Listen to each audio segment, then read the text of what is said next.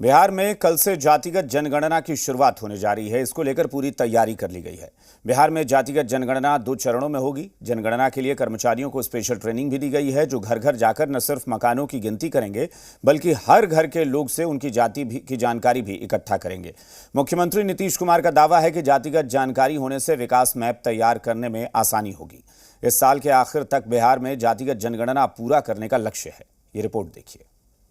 7 जनवरी से बिहार में जातिगत जनगणना।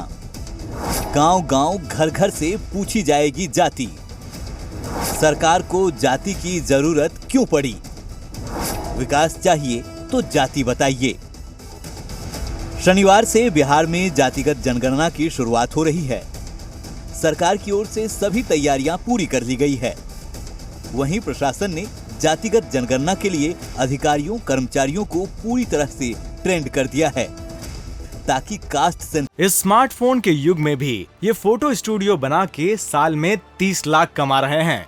आपको भी ये कमाना है, उनसे सीखना है तो फ्रीडम ऐप को अभी डाउनलोड कीजिए। सेंसस के दौरान किसी तरह की दिक्कतें न आए। अपने समाधान यात्रा के दौरान मुख्यमंत्री नीतीश कुमार ने साफ कर दिया कि जातीय जनगणना बेहद जरूरी है। जनगणना के लिए ट्रेनिंग दी गई है। अब घर घर जनगणना शुरू होगी, तभी सही संख्या आएगी। सभी जाति की आर्थिक स्थिति के बारे में भी जानकारी होगी। जाति की सही जानकारी होने पर विकास मैप तैयार करने में सहूलियत होगी।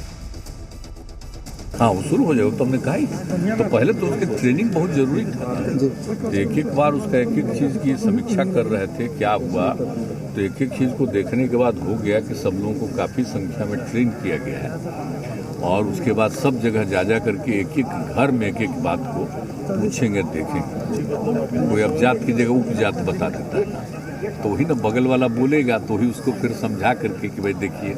तो इसी तरह से, क्योंकि उपजाति लिखा जाना तो ठीक नहीं रहा, जाति लिखा गया तभी ना संख्या ठीक से होगा। तो इस तरह से एक एक चीज सबको समझाए हैं और लोग पूरा ट्रेनिंग करके अब करने जा रहे हैं, और जल्दी से जल्दी वो हो जाए।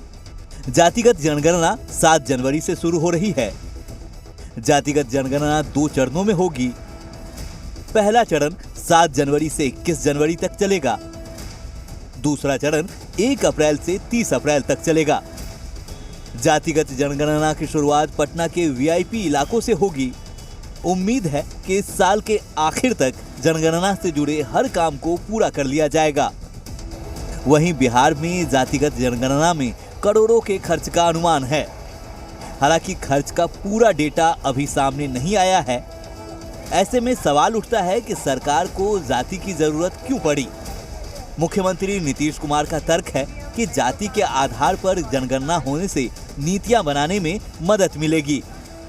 वहीं दलील ये भी है कि देश में SC/ST को जो आरक्षण मिलता है, उसका आधार SC/ST की आबादी है, लेकिन OBC के आरक्षण का कोई मौजूदा फॉर्मूला नहीं है। ऐसे में जातिगत जनगणना के बाद आरक्षण की बिसात भी बिछ सकती है। हालांकि जातिगत जनगणना का अधिकार केंद्र सरकार के पास है। अगर बिहार सरकार जातिगत आरक्षण करा भी लेती है, तो जरूरी नहीं कि केंद्र सरकार इस डेटा को माने। जाहिर है बिहार में जाति पर सियासत सुलगने वाली है। स्वप्निल, जी मीडिया।